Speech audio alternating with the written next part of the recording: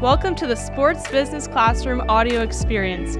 My name is Riley Sager, and I'll be taking you along with me as I hear from some of the most influential people from all angles of the business of sports. This series guests each bring something unique to the table, from player scouting and analytics to media and broadcast, and I can't wait for you to learn how to invest in yourself while expanding your knowledge, experience, and network in basketball. Today's guest is Hall of Fame writer and SBC instructor J.A. Adande. Currently serving as the Director of Sports Journalism at Northwestern University, J.A. has covered a multitude of prestigious events, including the Olympic Games, Wimbledon, the Super Bowl, the NCAA Final Four, and the NBA Finals. Adande is also a member of the National Association of Black Journalists and has served as an adjunct professor at the University of Southern California's Annenberg School of Journalism. His dedication to mentorship and education underscores his commitment to fostering the next generation of sports industry leaders. We couldn't be more excited to have J.A. Adande on the podcast this week. As an instructor, his knowledge and experience will undoubtedly elevate the program to new heights, offering participants a unique opportunity to learn from one of the industry's most respected voices. To learn more about the Sports Business Classroom Business of Basketball Immersive Experience, go to sportsbusinessclassroom.com/business of basketball registration. Now, I hope you enjoy the episode. J.A., welcome to the SBC Audio Experience. How are you doing? Doing great. How are you? Good, thanks. Super excited to have you on, get into, your industry experience, first jobs, background in sports, all that great stuff. My first job is going back a while now. Yeah, we're going to take it back, go through, the difficulties, the struggles, what you learned from each job. But you grew up in LA, and your first job was with the LA Times? First job was with the Chicago Sun-Times. My first internship was with the LA Times. So I guess, the first time I worked as a professional was at the LA Times coming off my sophomore year of college. But then it took another 7 years before I got a chance to work there full time as a professional. But my first full-time job, non-internship, was at the Chicago Sun-Times. 1992, I was covering Illinois football and basketball, University of Illinois, covering the Big Ten. Got to cover the NCAA tournament in the Final Four in New Orleans that year, which was a big part of the appeal to me. Like, as soon as I saw that the Final Four was going to be in New Orleans, I was like, man, I would love to cover that Final Four. And I got that chance. That was the famous Chris Webber timeout Final Four. It was a great Final Four. It was Kansas, Kentucky, North Carolina, and Michigan. And Carolina beat Michigan in the final. Dean Smith's second championship, and that was actually the last game of the Fab Five. I never thought about it that way, but that was the last time the Fab Five all played in a game together, because Chris Webber went pro right after that. Wow, that's a crazy, one of the first experiences that you had in sports on a professional level. You graduated from Northwestern. How do you go from LA to Chicago? Stupidly. You buy a big coat. It's funny because I just spoke to some prospective students who applied and were accepted and trying to decide where they're coming in. And, I said the winter is not the worst. I've talked to a lot of Californian or warm weather applicants who don't seem as worried or bothered by it as I do. I will say climate change has made the winters not quite as bad as they were before. October is a pretty pleasant month. It was like 40 degrees the first day of September or October my freshman year. It snowed on May 6th my freshman year. But yeah, the main way you do it, I went down to Eddie Bauer and bought like the best parka they had. I bought some Sorel boots. I bought one of those like Russian style hats with the flaps over the ears. Mm-hmm. I was ready for winter. And it's not that the winter was so cold. It's just that the winter goes on for so long and spring doesn't really arrive. Like actually April, this month we're in now, is the most frustrating month to me. It's like in the 40s today, and you're just ready for it to be over, and it just will not end. Mm-hmm. Well, you were ready for Northwestern climate wise, it sounds like. But were you ready for the academics? Like, did you know you want to go for sports into Medill, the journalism school? Yeah, I really wanted the journalism school. And at that time, we didn't really have any type of sports journalism programming. There's more that we offer now and more opportunities to both get an internship through school in sports media and take some sports classes, trying to add to that curriculum a little bit as I'm here. But there's a lot more than we had when I was here. But it was really just the journalism school, the reputation Medill had as the best journalism school in the country. It was a really scenic campus, which was something that I liked on the shores of Lake Michigan. And it was close to a big city, getting to go see the Chicago Bulls, getting to hop on the train and go to Wrigley Field. Those were all very appealing aspects to me. I didn't want to go to school in the middle of nowhere. I wanted to be in a big city, but I wanted to be on a nice collegiate campus as well. And Northwestern was able to offer both of those things to me. Yeah, I think that's one of the blessings of being at a school like Northwestern. I'm at USC, so I have, I'm surrounded by LA, and it's not just, the things you can do on the weekend, the games, but then the markets, like post-college, that kind of thing. So you're in Medill. Tell us about your experience with the Daily Northwestern. Were you just writing or editing? I did both, and it really was a large part of my time in Northwestern was spent the student union up on the third floor, which is where the Daily offices were. And now at the time, they had a nice Lakeview office. They've since had to vacate that office and move to a smaller space. But we did have beautiful lake views, so that was nice. Mm-hmm. But I would be there till 1 o'clock, 2 o'clock in the morning, my junior and senior year when I was an editor. Yeah. You spend a lot of your weekends traveling, going around the Big Ten.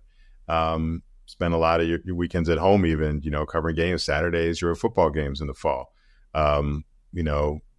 Midweek during the winter when I was covering basketball, you're out at the games and coming back and writing your stories. And again, my last 2 years when I was editing, you're there till 1 or 2 o'clock in the morning until, the very last story is done. And back then, literally print it out and glue it to the page, and they take it down to the printer to get printed out, doing all that stuff. But, that's how you get your experience. That's how you get your clips that you can use to apply for the internships. I learned a lot in the classes, but what I had to show for my time at Northwestern was the work that I did at the Daily Northwestern. And, it helped me when I applied for that job at the Chicago Sun-Times. It was covering the Big Ten. And I said, look, I'm, new in the business professionally, but I've been covering the Big Ten these last 3 years at the Daily Northwestern. I've got the clips to show for it. And I've been dealing with all these coaches. Back then, the Big Ten meant Bobby Knight and Lou Henson and Judd Heathcote and all these big name coaches. And I had experience dealing with them. It was a really loaded league, talented wise too. And I'd even been covering the Fab Five. I saw their very first basically public appearance together at an open scrimmage that they had because Northwestern happened to be playing Michigan in football that weekend. So we were up there that weekend. I'll never forget the date, November 9th, 1991. And it sticks with me because 2 days earlier was November 7th, 1991, which was when Magic Johnson announced that he had HIV. But that Saturday, the 9th, we were up in Michigan.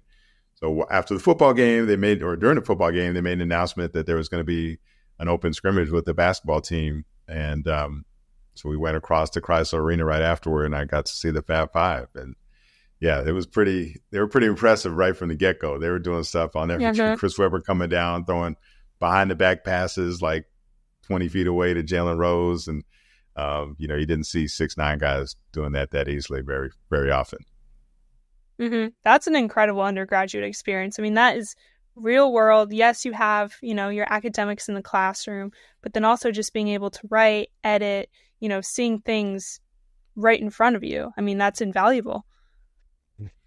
And getting to go all around the Big Ten for football and basketball, even covering, we had the number one tennis player in the country at one point, my sophomore year, Todd Martin, who went on to pretty solid professional career as well. And they played in the NCAA tournament out at Indian Wells, California. And so, again, I was ready to get out of the weather here, the springtime weather here. So getting to go back out to California and head out to the Palm Springs area to cover some NCAA tennis was another great memory of mine as well. So before you left Northwestern, just heading into the real world, as they say, you have this experience. What did you take from either your professors or mentors from your school that, carried you into that first job? Attention to detail, getting back my papers. We had one professor, John Kupetz, who used green ink to mark up our papers, and I've had an aversion to green ever since. I'm looking at the camera monitor light here is green, and it bothers me to this day. I don't like that color. But just marking up your pages and critiquing every little last mistake till you got it right. So that's something that I took with me. It's something that I carried on when I taught at USC and teaching now at Northwestern. I try to have those same standards. You hate it when you're going through it, but you really benefit from it as you enter your professional career. The law and ethics classes were really important. That's something that I think separates the true journalists from, the various people online that just have a social media account that sometimes consider themselves journalists. And at some points they can do important works of journalism, being eyes and ears. The professional journalist can't be everywhere. But, at other points it can be dangerous if you're not, applying the standards and following the rules and regulations that protect people from journalists overstepping their bounds, right? And putting out false information and not being careful and protective of the rights of citizens to be covered fairly and accurately. And so, the notions, those qualities of fairness and accuracy are, the two most important values that were instilled in me from Medill. And, I think the two most important things that we instill to this day. I'm taking a journalism class now called The Role and Responsibility of the Press. So exactly what you're talking about. You're reporting and you're storytelling, but then you also have to be conscious of, laws, ethics, that kind of thing.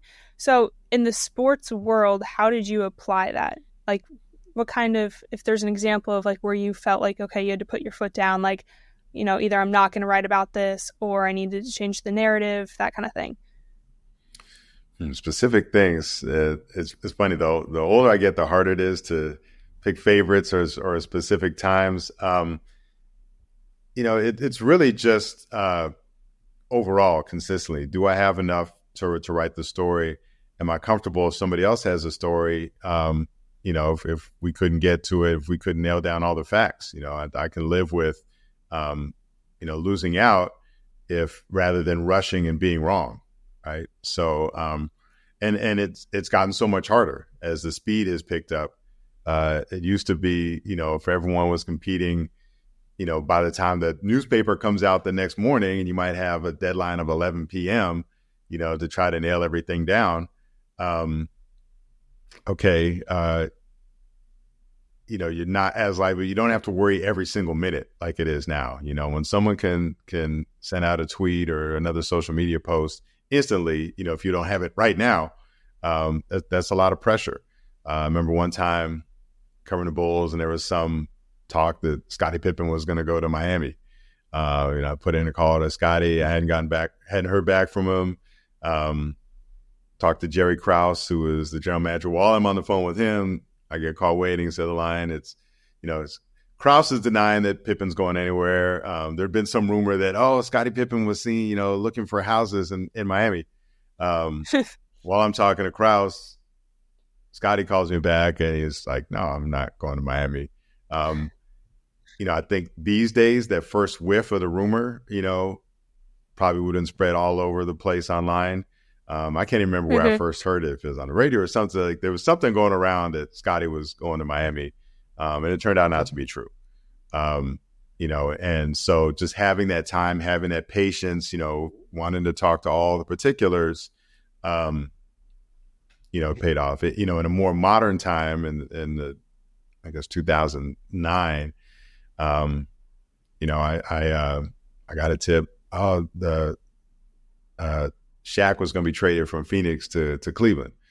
And I called my colleagues. I was at ESPN.com at the time, and I said, "This is what I'm hearing. Are you hearing anything?" And everyone was getting denials all around. People with sources in Phoenix, people with sources in Cleveland. Everyone was denying it. It turned out to be true. He did go from Phoenix to Cleveland, but we couldn't get anyone to verify it. So the initial tipster was right, but it was only one person, and they were kind of coming from the outside.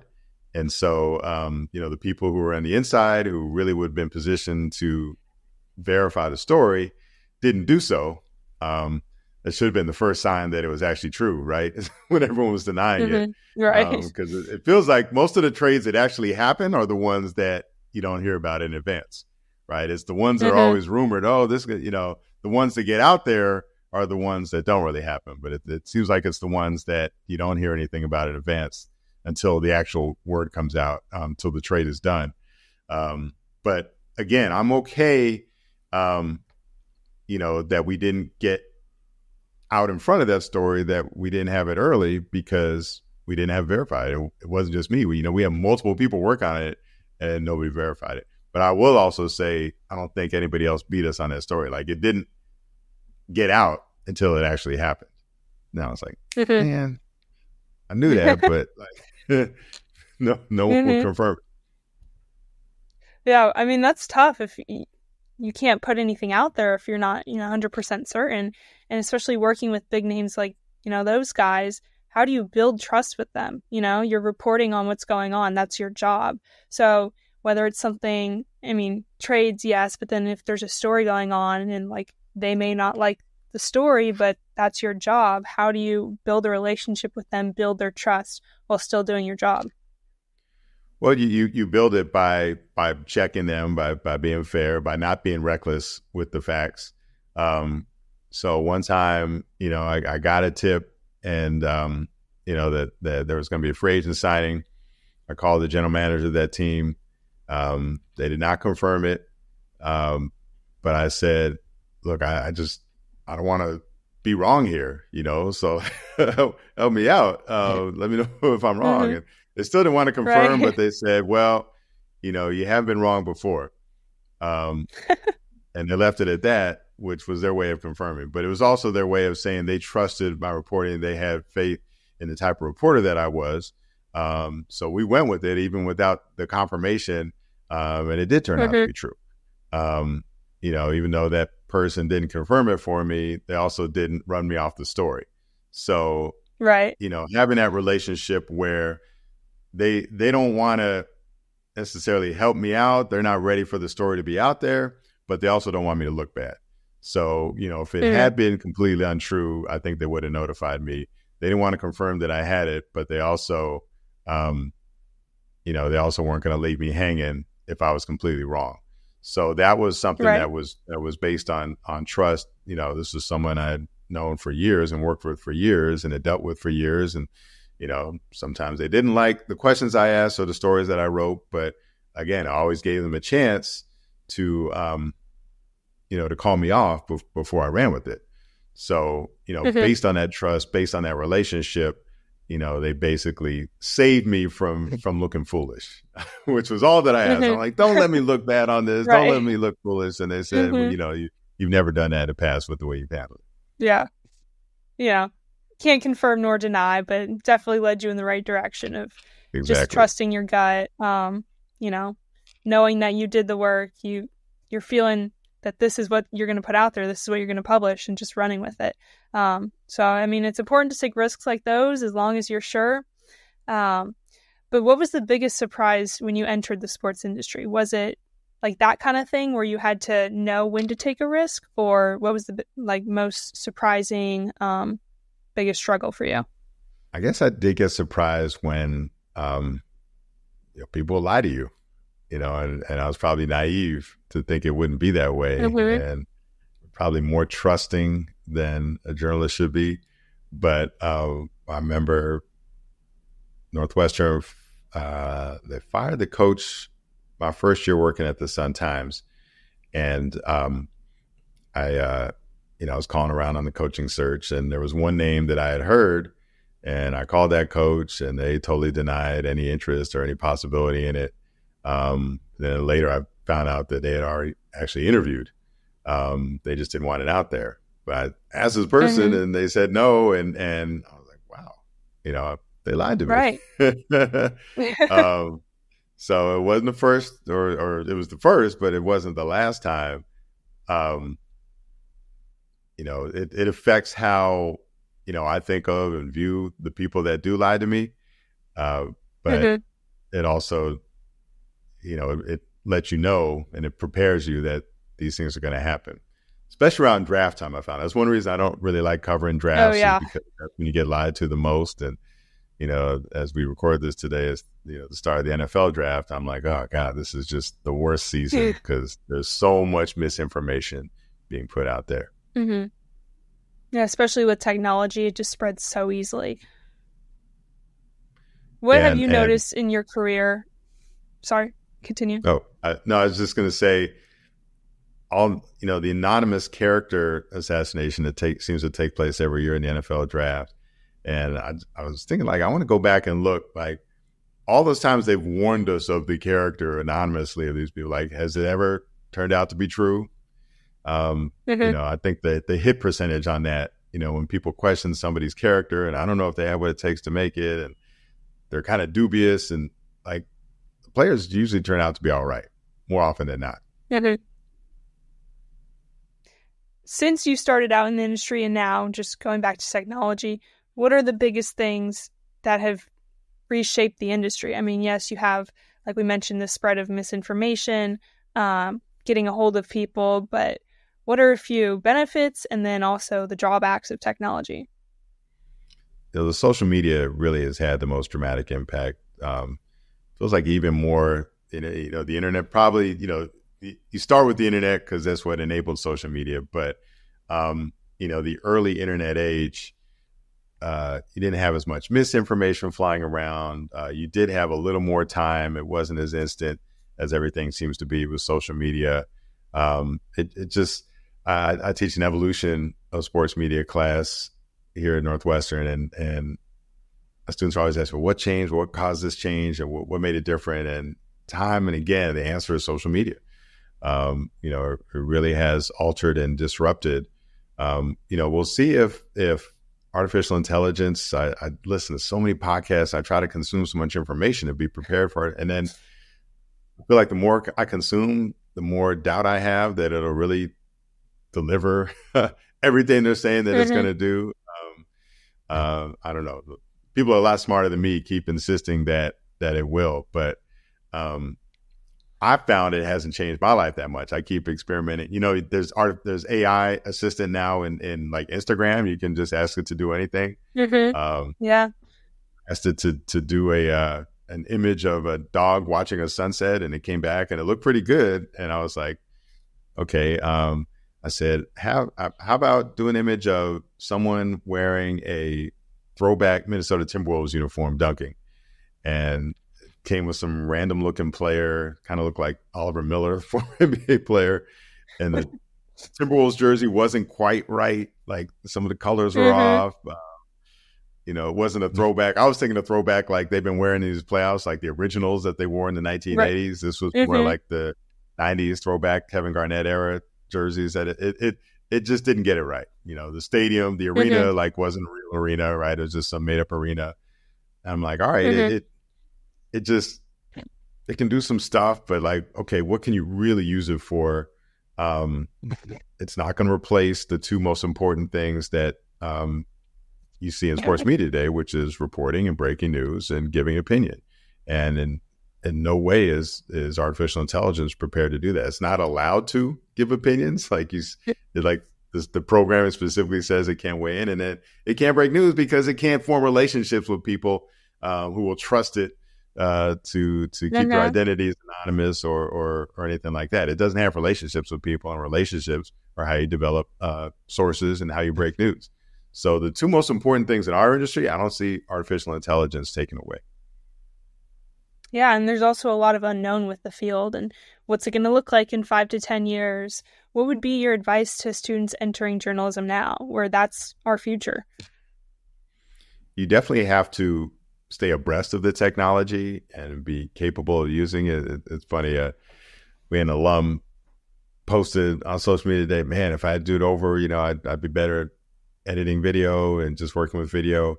But I think also young people just come up doing it, right? They're used to making their, putting out TikTok content or Instagram stories or whatever. And it looks pretty professional, and the tools that are available make it really easy. Even I can put out some decent videos, given some of the software that's out there. And they're just very comfortable. I just noticed when I ask students to do video work, it does come pretty easily to them. So in that way, they're prepared in ways that previous generations had to learn this on the fly, sometimes middle or late of their careers. I think people, as they enter the industry, their interests already make them comfortable. They're used to the latest technology. They've grown up on that technology, so that helps. So it's applying the technology, but can you have the traditional standards of fairness and accuracy? And so you can't lose those, and you can't let the technology seduce you. Just because you can do things faster now doesn't mean that everything should be done faster. Just because you can take anything and publish it at a moment's notice doesn't mean that you always should. So I would say restraint is really an important quality to have now. Don't be seduced by the speed with which you can do things and with the ease with which you can put things out there. Really exercise some restraint. Don't let the technology get ahead of, the actual state of the facts. Mm-hmm. Yeah, that's a great point. Just having to decipher. I mean, you have to make a lot of decisions in this industry. What are you going to publish? Like we talked about, who are you going to trust? But then you have all of these resources, and it's like, okay, just because you can put this out there or use this doesn't always mean you should. Yeah, and that comes to, editorial decisions, right? What you can publish, what's the harm that could be done, taking that into consideration, like is the virality of the story, which, might be really fun and satisfying to see all the retweets and the reposts and the likes that you might get, the video views that you could get from it. But could there be damage done to someone else? Or could there be damage done to your reputation if it turns out that you got it wrong? Right. Yeah, that's a big thing. I want to shift gears a bit to your time with ESPN. So you started off in 2007 at ESPN.com as an NBA columnist and then SportsCenter NBA analyst. So what was your, day-to-day life like for that? Whether you were writing the column or on the show, how did you get involved with ESPN, and then how did your career with them grow over time? So I guess my first connection with ESPN started when I was still at the LA Times as a columnist there, and when they started Around the Horn. And people forget now, or they might not know, that the original premise of Around the Horn was that you had these sports columnists from different newspapers. Everyone on the original version of the show was at a newspaper. And they had cameras set up in the newsrooms of these newspapers. And so you kind of give your perspective from around the country. And it was the LA Times, it was Chicago Sun-Times, it was the Denver Post, it was Dallas Morning News, and the Boston Globe. Those are original partners of the show. So I was in that rotation as one of the columnists at those papers. And so that was kind of the first time I started appearing regularly on ESPN. And it probably helped raise my profile to the folks there, because they had the monitors on at work. They're seeing my face pop up. And then in 2007, they called me and said they were interested in, having me cover the NBA for them. At the time, I think they only had two other full-time NBA writers. Mark Stein was in the Midwest or in Texas, and Chris Sheridan was on the East Coast. So they really needed somebody on the West Coast, especially with kind of the second version of the Lakers coming together now and looking like they were going to contend. Kobe Bryant after 3 or 4 years after Shaq was gone. And, the Lakers were getting good again, and they needed somebody to kind of keep an eye on Kobe and really the whole Western Conference, the West Coast of the NBA. So even though I had gone from, I was a full columnist covering everything at the LA Times, that meant going to Super Bowls and Olympics and things like that. This was a bigger stage, even though it was just strictly the NBA. And it was also, you could kind of see where newspapers were headed. And, I just wanted to be fully online rather than committed to something where the back end of the technology hadn't changed in 100 years. You had email now, you had laptops. So on the front end, it was a lot different. But on the back end, they still had to run it off a printer and put it on a truck and drive it around and throw it on people's, doorsteps. And that just seemed like really antiquated, by the time we were in the early 21st century.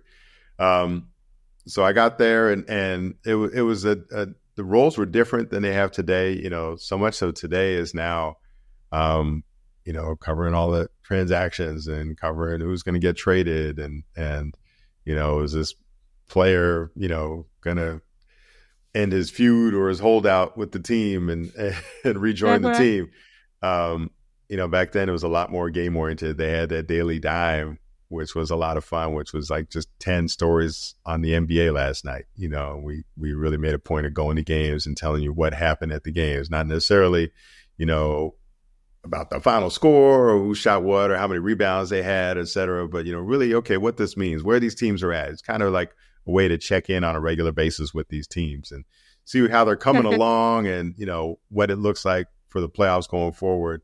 The Daily Dime, they don't do that anymore. Just kind of game coverage has gone away in a lot of ways, especially during the regular season. So I missed that.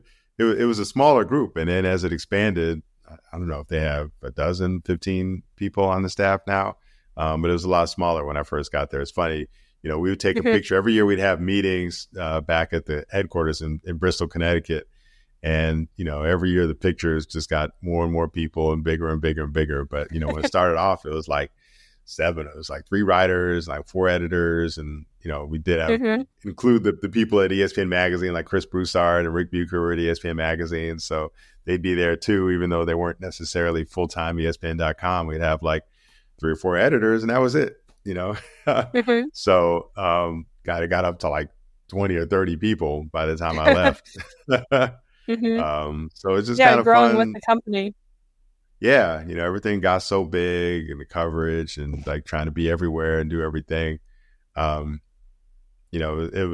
We took a big step. We hired like half those people we hired when LeBron went down to Miami, and I give our leadership a lot of credit. Royce Webb and Chris Ramsey at the time, they said, this is a big deal. We got to staff it. So we didn't have anyone in Miami at the time. So they hired people and, brought in Brian Windhorst, Mike Wallace, and Tom Aberstroh. And, we kind of had this Miami bureau that was just covering the Heat full time. We never really had people dedicated to a single team full time. And now we had like 3 or 4 people on this one team, but that's how big they were. That's how big a phenomenon it was. And it was kind of fun to see as LeBron moved around, went back to Cleveland or went out to LA, or as Kevin Durant went out to Golden State, like they would create these little mini industries, right? Of people going to cover LeBron where he was, or Kevin Durant when he went and joined the Warriors. It kind of shows the power of these, not just players, but brands. And like I said, mini industries, because the job creations or the job migrations that they would cause when they changed teams was pretty significant. And anytime, let's say somebody left to go, cover LeBron in Cleveland or something, that created an opening here. And so there'd be like 3 or 4 transactions in the industry based off this one transaction that LeBron would make. Yeah, that's special to be able to watch that, starting out. And then, like you said, the picture, more and more people in the end of the year picture, and then creating those markets and wherever these players went. I mean, that just goes to show like the power, not just of the players, but then also like sports. And, this is what people want. This is the content they want. Wherever the player goes, that's where the media follows. So I think that's pretty unique to have that experience. And it was really, it spoke to the growth of the NBA. And, 4 years ago in January 2020, we lost both David Stern and Kobe Bryant. And as I thought about it, those 2 people had a big influence on, the shape of my life over the last 15 years, starting with 2007, as you mentioned. I don't think I get hired by ESPN if, the league and the NBA in the 1980s under Commissioner David Stern hadn't grown to be such a big thing, right? And I don't think ESPN would have been looking to hire me or anyone else on the West Coast if, Kobe Bryant hadn't become such a big figure in the game. So just taking that moment to stop and think about how these people, that exist so far away from you. And I grew up on the opposite coast from David Stern, but he wound up affecting my life because of the job that he did running the league in the 80s and 90s. And then same thing, Kobe Bryant wound up affecting my life because of, his greatness as a basketball player, something that demanded coverage from something like ESPN.com, which I said had grown, or their NBA coverage had grown thanks in part to the promotion and the leadership of David Stern. Of course, the great wave of players, Magic Johnson, Larry Bird, Michael Jordan as well, but they had great leadership under Stern to help make the NBA, really closer to what it is today. This global multi-billion-dollar industry, it wasn't close to either of those two things when David Stern took over in the mid-1980s. I gotta ask, was this your dream job? Like when you were watching all this happen, being able to connect with the fans, the players, is this something that you ever expected from your career? So my dream job was, I'd already had it, the sports columnist at the LA Times. Like I tell people, a lot of these jobs didn't exist. ESPN.com didn't exist, none of these podcasts existed, a lot of most of what I've done the last 15 years, my role here at Northwestern didn't exist when I was coming up or when I was in college. So, I could never have imagined, I could never have dreamed, being on ESPN Around the Horn. That show wasn't around. ESPN.com did not exist. So none of the things that I've done were things that I dreamed of. My dreams extended to, writing about the Lakers and having a column in the LA Times. That's why, I've got this framed T-shirt that was made off of the front page of the LA Times sports section in 2000 when the Lakers won the championship. And there's my picture and my column on the front of that sports section, describing a Laker championship. And that was something that I had dreamed about, but that dream was realized in 2000. Everything that I've done, the last 15 years is stuff that I never could have imagined. What do you tell your students? You're a professor at both USC and Northwestern. Is that correct? I was an adjunct at USC for 12 years, actually, and then I left when I took this job full-time at Northwestern. So when you see this next generation of students going into journalism, into media, what do you tell them about, this is your dream? What if they don't know? Like, I guess, how did you shift from being in the industry yourself to having to take on that professor mentorship role? Well, one thing is they might not know what they're going to be doing 5 years from now. We don't know what the industry is going to look like. So, they very well could find themselves doing something that they couldn't dream of. I try to say, project what do you see yourself doing 5 years from now. A lot of these jobs, a lot of these team social media jobs or team digital media reporters, these jobs didn't exist 12, 15 years ago. So you have to, imagine, but also you just have to be prepared. And the best way to prepare it is the skills that haven't changed. Accuracy, writing with clarity, your on-camera presence. The delivery method might change, but being on camera and how you communicate and how you interact with the camera and what type of persona you develop for being on camera, those are things that are gonna remain the same, no matter of like this way that we're talking right now, right? That didn't exist. We didn't have just a laptop where you could have a high quality video conference before. But you have to treat it like, okay, back in the day, you would have had to go to a studio and, it would have been a satellite exchange. Right. But the same thing has to remain, right? You have to be interesting and compelling when you sit down and in the chair and go on camera, regardless of what the delivery means is. So, I tell the students not to worry too much about the future. the economics of the industry are out of your control as well, but you can just make yourself an appealing candidate by kind of mastering the traditional aspects of journalism. What would you suggest they do if they're trying to build a portfolio? So is it, try one thing or kind of get knowledge about all the roles in whatever industry they want to go into, but where do you think they should start? Yeah, you have to be versatile. But the one thing is there's no barrier to entry anymore. You can start right now. Mm-hmm. You can start building up your social media account. You can start putting things online. You can start, recording videos, offering your takes, or better yet, offering new information. Once I tell people, like, everyone's, here's I get things from high school students, like, here's my thoughts on the Super Bowl. Well, there's like 100 other professional reporters that I would go to first to get their thoughts on the Super Bowl. I want to get Peter King's thoughts on the Super Bowl before I get your thoughts on the Super Bowl, even my thoughts on the Super Bowl. I saw him in the press conference after this year's Super Bowl in Las Vegas. Like, I'm asking him questions. Like, I want to hear Peter King's thoughts on the Super Bowl. Like, I don't necessarily want to hear some high school student who's never covered a Super Bowl before. Peter King's probably covered like 30 of them. But if I want to know about your high school, well, you're much better positioned to do that and inform me about that than Peter King is.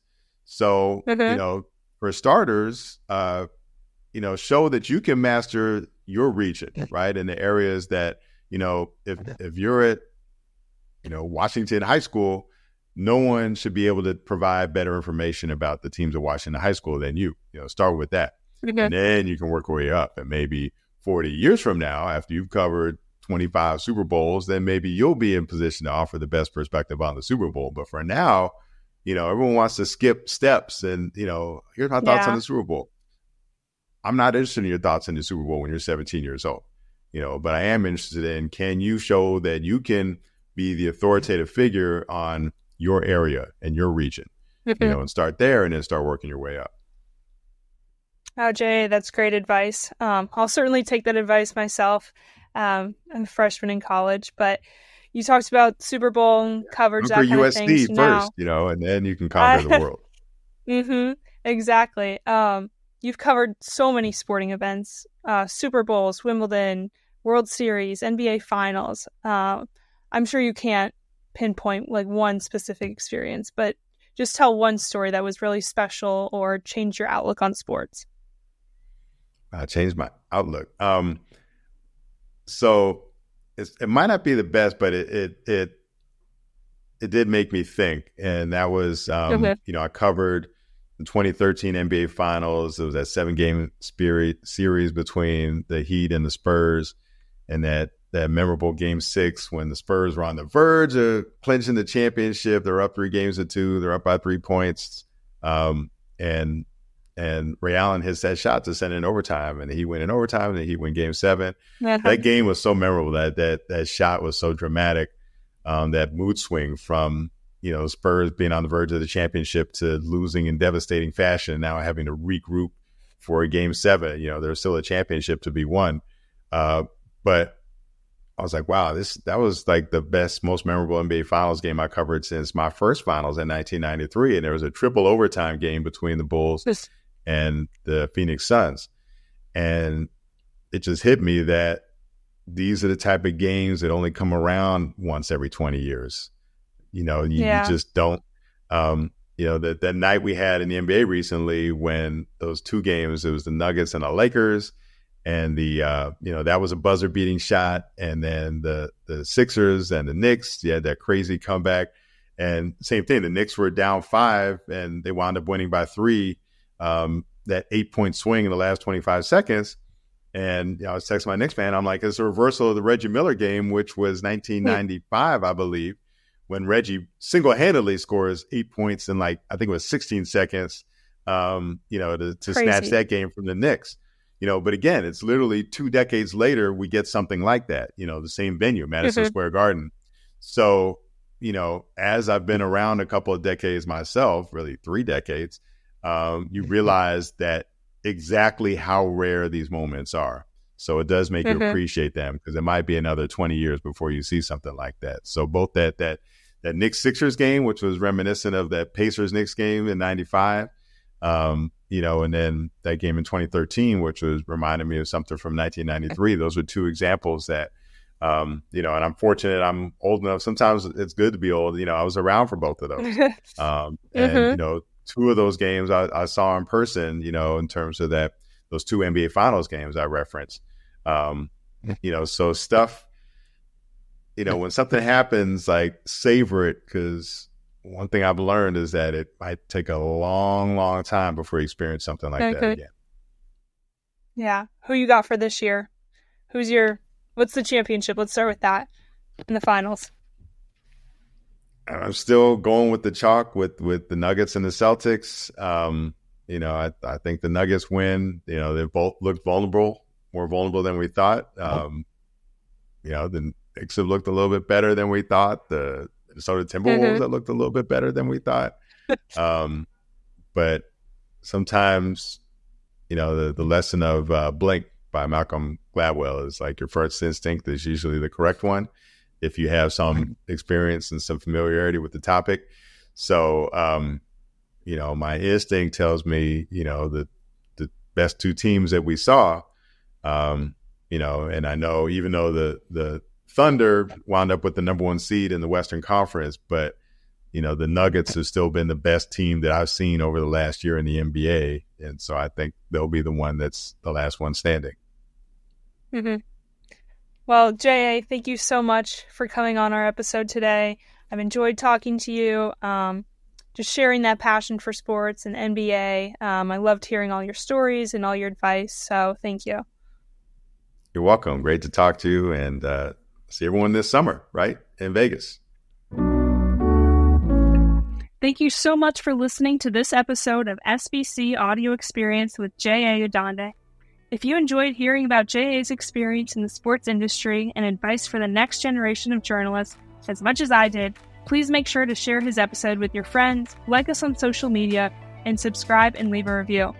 You can find the show notes at sportsbusinessclassroom.com/JA-Adande.